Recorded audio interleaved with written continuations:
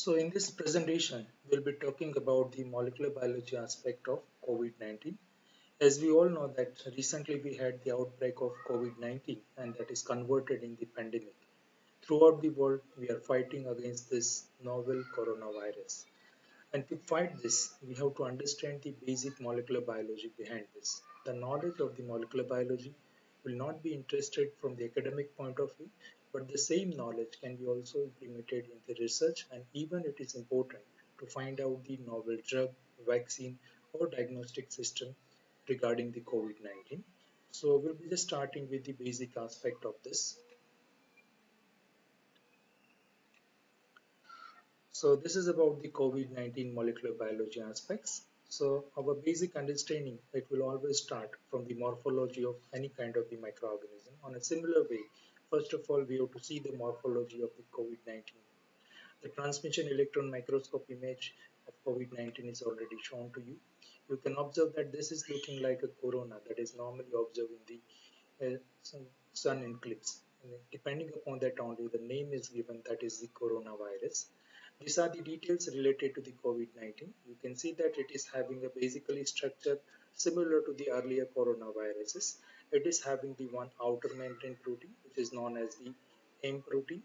Besides that, that is also having the some kind of the specific kind of the receptors, which are known as the spike glycoprotein. And this is a typical protein which is responsible for the binding with the AC2 receptor, and due to that only it is having a strong affinity towards the cells which are having the AC2 receptor.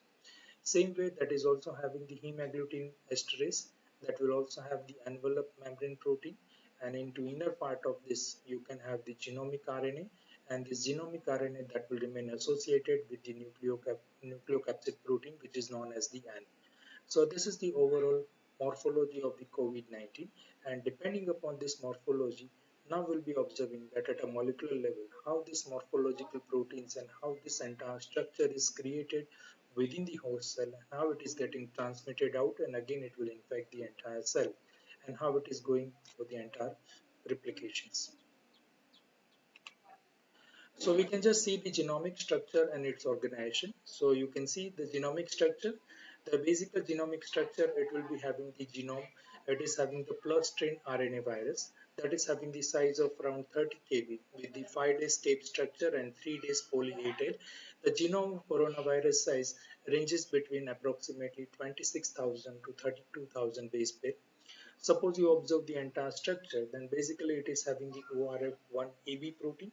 This ORF1AB that will be creating one big polypeptide chain that will be again going down into different part.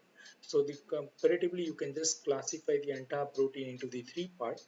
We'll be having the one non-structural protein, so that is created from this ORF1AB, and that is just generating around 16 such kind of the non-structural protein.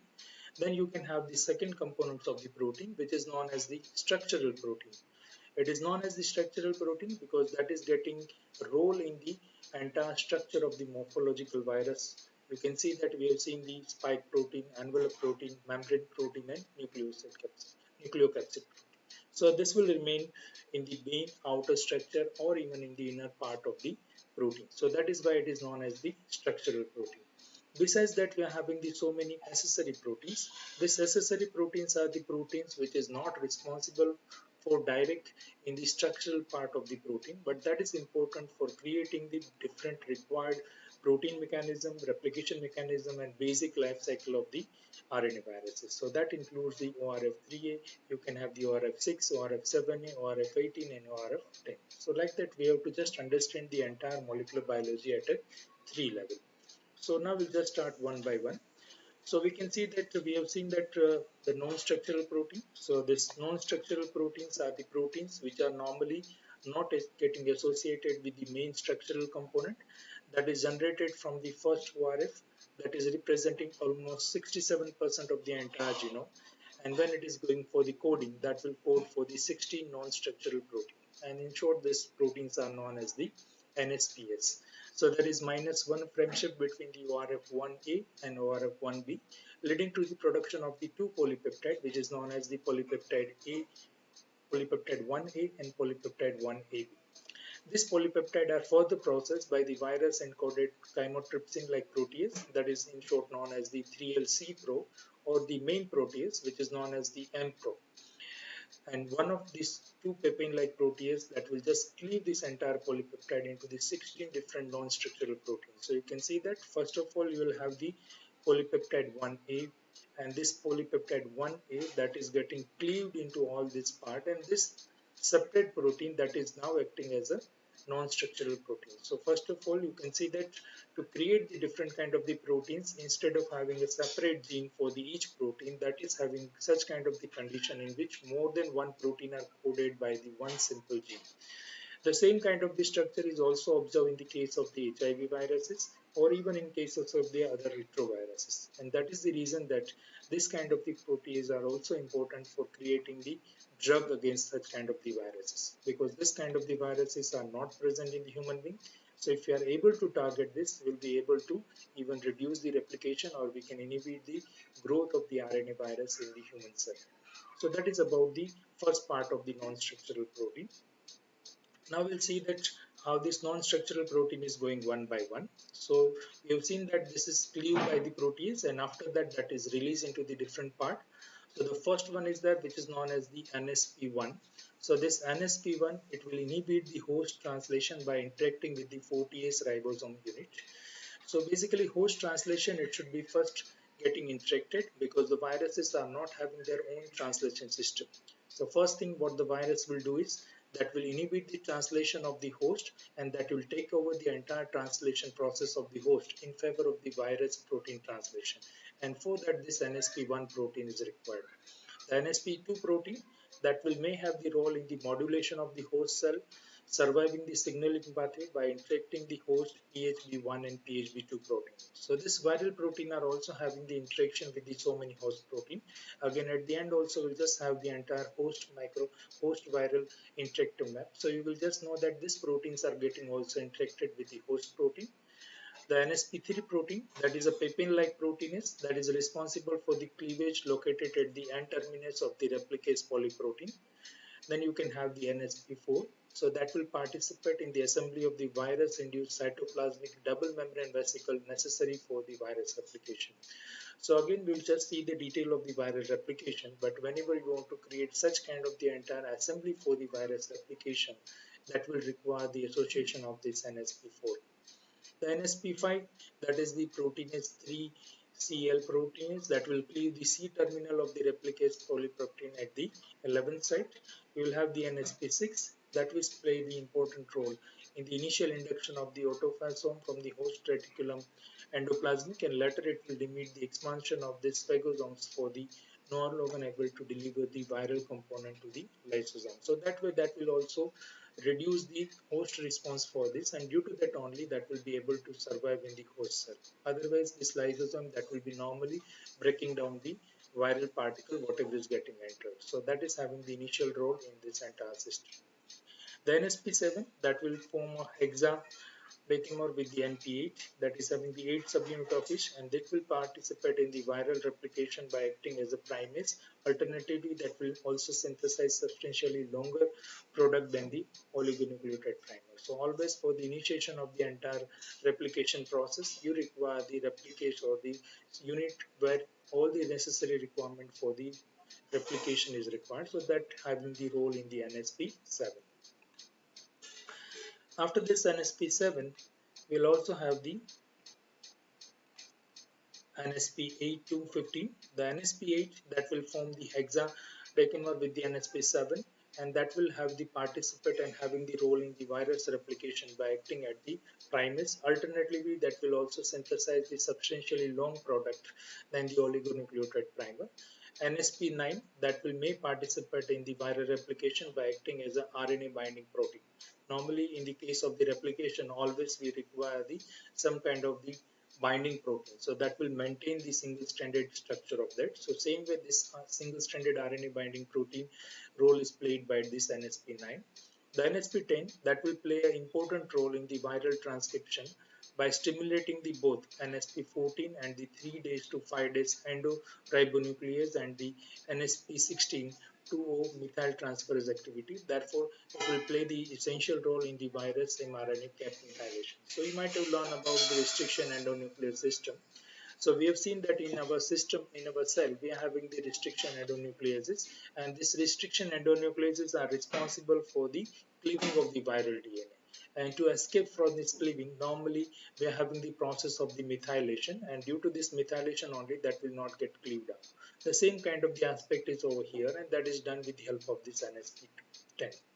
The NSP11, that is the RNA directed RNA polymerase. In short, that is known as the RDRP, and that is responsible for the replication of transcription of viral RNA genome. So as we have seen earlier also, that this is the one kind of the positive strain RNA virus. Positive strain RNA virus means that will directly go for the process of the replication and transcription. And to create this, it requires the RNA directed RNA polymerase. So RDRP is basically a functional enzyme which is converting the RNA into the direct transcript. Then we are having the NSP12. So NSP12 is normally coding for the helicase. So that is the multifunctional protein with a zinc binding domain and terminus displaying the RNA DNA complex, unwind the activity of the 5 days to 3 days polarity, and the activity of the helicase is depending on the magnesium. So this helicase is also having the important role in the replication. Same way we have the NSP13, that is the guanine N17, guanine N7 methyl transferase, and this enzyme possesses the two different activity. One, it will have the endonuclease activity acting on both single-stranded RNA and double-stranded RNA, and it is having the 3 days to 5 days direction and N7 guanine methyl transferase activity. So this is basically a protein which is even required for the further part of the replication. Same way we are also having the NSP14, that is the uridylated specific endonucleases.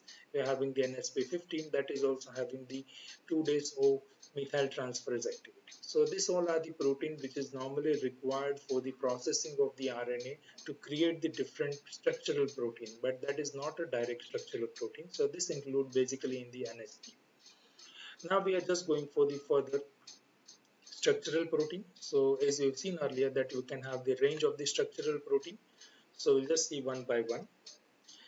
The important structural protein which we have seen earlier also, that is the spike glycoprotein. This spike glycoprotein that is having the two subunit, that is having the S1 and H2 subunit, and this is basically responsible for recognizing the AC2 receptor and for the binding with the AC2 receptor only. So it contains a signal peptide followed by the N-terminal domain, which is known as the NTB, and that is also having the receptor binding domain. In short, that is known as the RBD. So it attaches the viron to the cell membrane, and by attaching with the host receptor, it will initiating the infection. Binding to the human AC2, another kind of the receptor, and internalization of this virus into the endosome of the host cell induce the conformational changes into the S-glycoprotein. This proteolysis of this cephalidin CTSL, that is masking the fusion peptide of the H2, and that will activate the membrane fusion with endosome. The infectivity power of this COVID-19, that is due to the presence of the spike protein as well. This spike protein is highly specific towards the human AC2 receptor, and as we all know that human AC2 receptors are expressed in the lungs, kidney, and so many other parts of our body. The AC2 receptor is basically binding with the angiotensinogen in a natural way, but in the presence of this COVID-19, instead of the angiotensinogen, that will bind with this, and due to this only virus will get the entry, and it is very easily percolating to the different lung cells. The spike protein, it is having the S2 part. The spike protein S2 residue that will act as a viral fusion peptide which is unmasked following to the S2 cleavage during the virus endocytes. So when virus is getting endocytes, after that only this S2 subunit is coming in picture. The S2 subunit contains the conserved fusion peptide. It will have the peptide repeats. It will have the transmembrane domain, and it will also have the cytoplasmic domain. So it will immediate the fusion of the viral and cellular membrane by acting on the class 1 viral fusion protein. Under the current model, the protein has at least 3 conformation stages. You can just have the pre-fusion native stage, you can have the pre-hairpin intermediate stage, and you can have the post-fusion hairpin stage. So you can see that this spike protein that will have a different kind of the configuration at a different stage. During the viral and target cell membrane fusion, the cold region The heptide repeats assumes a trimer of the hairpin and positioning the fusion peptide in closely proximity to the C terminal of the endodomain. The formation of this structure appears to drive the opposition and subsequent fusion of the viral and the target cell membrane. So that with this spike protein, it is quite dynamic in the shape, and that is the main responsible protein for getting infection in the host cell. After the spike protein, we are having the second kind of the protein of importance, that is also known as the membrane glycoprotein M. The M protein has the three transmembrane domain, and its shape, the viral, promotes the membrane curvature and binds to the nucleocapsid. So you can see that the entire round structure, that round structure is maintained by this M, that is having the transmembrane domain, and that will give the shape, and that will also give the curvature. Transmembrane domain means some of the proteins are also similar to the membrane structure of the human, because when this virus is getting released, that will also have the some component of the membrane. The component of the viral envelope that plays a central role in the viral morphogenesis and assembly via the interaction of the other vital proteins. So again, we'll just have the more details of that when we'll just discuss the entire application part. Then we're having the envelope protein, in short, that is known as the protein E. The E protein that will play a role in the viral assembly, release, and it also involves the viral pathogenesis. It will act as a varioprotein and a self-assemble into the host membrane and forming a pentameric protein lipid pores that allows the ion transport. So basically for the entire self-assembly, this E protein is quite important. It will also play important role in the induction of the apoptosis process that will activate the host NLPR3 inflammasome leading to the IL beta overproduction. So that way that is also giving such kind of the immunogenic reactions in the cell also. Then we are having the nucleocapsid protein, in short that is known as the N protein. So this N protein, it is having the two domain. One, a domain by which it will bind the RNA genome via different mechanism. The package of the positive strain viral genome RNA into the helical ribonucleocapsid RNA, that is having a fundamental role during the viral assembly through the interaction with the viral genome and the membrane protein M. It will play an important role in enhancing the efficiency of the subgenomic viral RNA transcription as well as the viral replication. So as we have seen that that is always getting associated with the nucleo RNA, and due to that only that will have the two role. One, that will be just giving the facilitation in the package. Secondly, that will also give the some kind of the efficiency enhancement whenever the process of the translation and the replication is going on inside the cell. So it is reported this N protein can bind to the NSP3 protein to help the tethering of the genome to the RTC and this packaging and the encapsulated genome into the viral. And is also having the antagonist to the interferon and viral encode the repressure of the RNA interference, which appears to be beneficial for the viral replication. So we all know that whenever the viral infection is going in the human cell, always there will be interferon that is normally inhibiting the growth of the virus. This interferon is normally reacting, and due to that only the virus is getting neutralized. But this is the antagonist of the interferon, and due to that only we will be not getting the natural response whatever we should have with the interferon due to the presence of this nucleocapsid protein. Now we have seen that even besides that also so many other proteins are there. So these proteins are not that much important directly. So that is the reason that that is normally known as the accessory protein. These accessory proteins that is coding from the different part, we are having the ORF3A protein that will form the homotetrameric potassium sensitive ion channels. In short, that is also known as the viroprion, and that will modulate the viral release. That will upregulate the expression of the fibrinogen subunit FGA, FGB2, FGG in the lung epithelial cell. And due to this only, we can just have the process in which we are telling that lot of cytokinin storms is generated, and due to this only whatever the physiological effect we can observe on the lungs, that is observed. That will induce the apoptosis in the cell structure, cell cultures, that will downregulate the type 1 interferon receptor by inducing the serine phosphorylation with the IFN alpha receptor subunit 1, the degrading motif and increasing the IFNR1 ubiquitinate. So that way this IF3 protein that is having the role in the basic pathogenesis of the virus.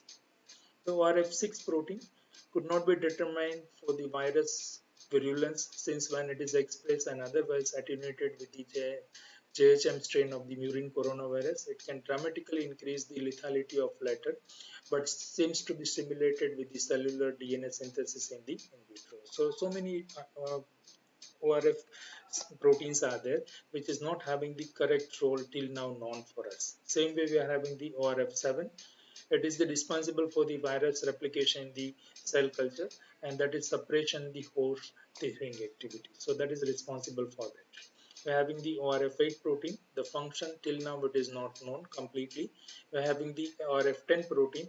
That is the uncertain protein, and it is currently unclear that whether this region translate into the functional protein or it is remain as such. The respective region is related to the beta coronavirus such as the SARS-CoV does not correspond to the translated type. So this was the entire thing about the different kind of the proteins which are normally associated with this. Now suppose we see the entire process at how this virus replication is going on. So you can just recall the protein of everyone one by one. So we have seen that first of all SARS-CoV that will identify this AC2 receptor with the help of the spike protein. So we have seen this spike protein that is having a specific domain by which it will get AC2 receptor is getting attached to that. So this is the pre-fusion stage.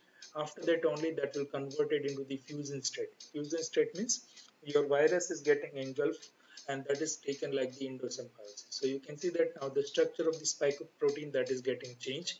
After that only the next step is coming, that is known as the release of the nCoV genome. So the plus strand of the RNA virus that is getting released and that is just getting translated into the cell. When it is getting transferred inside the cell, you can see that that will bind with the host ribosome, and by binding with the host ribosome that will create the replicage, and that will also translate the some of the important viral polyprotein which we have seen earlier. And due to this polyprotein only, the initial requirement of the viral replication it is completed. Now from this replicase only, that is creating the RNA minus sense genome, and that will be also creating the RNA plus sense. So now you can see that from this entire replicase you can have the two kind of the things. One, it will create the genomic RNA. This genomic RNA is the entire copy of this same kind of the coronavirus which should be packed into the newly formed RNA viruses, right? So this would be the genomic RNA. At the same time, to pack this only we require the different structural protein. And as we all know that normally virus is going for the process of the multiplication. So for the multiplication you require to have the same kind of the protein produced by the cell.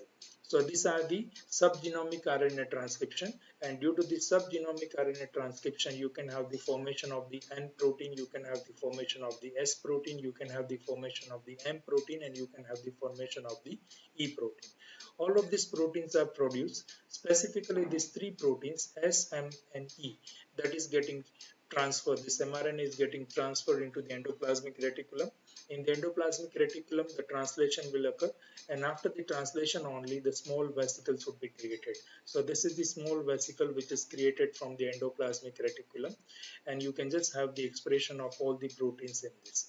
At the same time, whatever the genomic RNA is created, that will bind with your nucleocapsid, as we have seen the earlier role of the nucleocapsid, that will get bind with this, and after that only that will get back inside this. So this would be creating the one entire small kind of the structure of the virus. So you can see that now you can have the entire assembly of the mature virion particle, and now this mature virion particle that is released from the cell by the process of the exocytosis.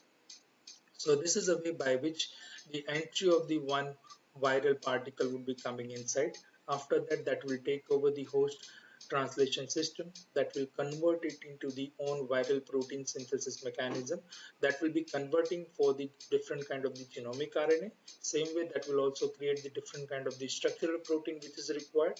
It will use the Golgi complex and endoplasmic reticulum to create their own protein, and from that only in the form of the vesicles this would be converted into the entire mature viral particle, and that is getting released out.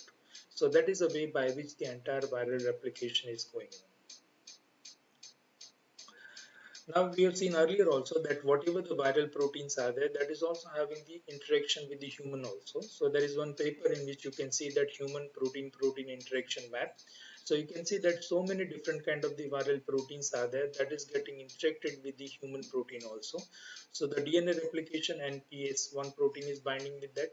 Same way NPS 5, 8 and 13 and envelope protein that is binding with the epigenetic and gene expression regulator. Like that, even in the human, so many proteins are getting affected by the interaction of all such kind of the viral protein, and this is quite important for creating the new drug against this. So that is a way by which you should understand even the interaction of the viral protein with the human protein also. Right now a lot of informations are coming out, and you might have seen that even every day you will see that some kind of the news from the different companies are coming. Even from Gujarat also we have gone for the sequencing of the viral genome. Same way throughout the world people are working on the different aspect of the viral genome, and they're just getting the sequence of that, and from the sequence only they're going for the analysis of the so many new things out of that. So this is the one database which is maintained by the Chinese Academy of the Bioinformation. On this, you can just see that every day it is getting updated information. This entire database, it is maintaining the data in a different part that will have the different kind of the sequences of the COVID-19. That will also have the genome variation, and even the whatever the clinical trial data is there, that is also kept over there. It itself is having the some online tool by which you can just go for the analysis of the genome, and that is also storing the lot of information about the different kind of the publication related to that. And even also it is maintaining the coronavirus related sequence which has came earlier to this COVID-19. On the day May 6, 2020, this is the status of the total genomes which are available worldwide. So you can see that we're having around more than 16,000 sequence from the different part of the world. Specifically from the India also more than 100 sequence are sequenced till today, and the analysis and other things are going on. And like that only you can see that throughout the world we are working on that. Why this massive sequencing is done? So basically, as we all know that normally whenever the virus is going inside the host cell and when it's coming out, it will get mutated, and this mutation is getting accumulated. And to create any kind of the drug or to create any kind of the vaccine, we should know that how many kind of the mutations are generated and what is the role of each mutation. So that is the reason that throughout the world people are going for the sequencing and even maintaining the data of the variomics for that. This is about the phylogenetic tree. So whatever the sequences are getting sequence, depending upon their origin, even will be able to trace the origin of that. So earlier this virus was released from the China, Wuhan, and after that that is spreading throughout the world. So depending upon the sequence, you'll be able to trace that where this virus has came, and you can see the phylogenetic relationship of all of this, and specifically the strain in India, whichever is coming. If you want to see that from where it is getting originated, then it is possible by tracing this phylogenetic tree. As I told earlier that this site is also maintaining the variation. The variation is any change in the nucleotide, and that is normally reported. So in the May 6, 2020, more than 57,000 such kind of the variations are reported, and this variation is reported to the each and every nucleotide. What is the effect of that? Due to that, it is having the any kind of the addition, deletion, or that is having the some other kind of the effect. So for that, these variations are reported normally. So this is a way that entire molecular biology you should understand, and depending upon this understanding only, you should work for the entire aspect. The basic challenge with the COVID-19 virus is that this COVID-19 virus, it is highly specific to our ACE2 receptor. So by any means, we should get some kind of the information that how we can alter the spike protein so it will get attenuated or it will not get affected to this ACE2 receptor. Secondly, suppose you want to inhibit or you want to create any kind of the drug, then also you should understand the molecular biology aspect of these viruses. And we can see that there is a presence of the specific protein which is present only in this virus and which is not present in human being. So you can target such kind of the targets for the molecular biology. Same way, depending upon the understanding of this molecular biology of the corona virus only, will be able to find out the newer things out of that. So with this basic understanding, you should work further, and these are the references which I have included in this entire presentation. So there is one book which is available on the NCBI, that is about the feature, evaluation and treatment of the coronavirus. So that will give the entire detail to you. Same way, there is human protein interaction paper is available. From that you can get the related details, and even for the genotypic and phenotypic details of the COVID-19, you can refer to such kind of the reference paper. So I think this much is enough for the basic understanding of the coronavirus molecular biology.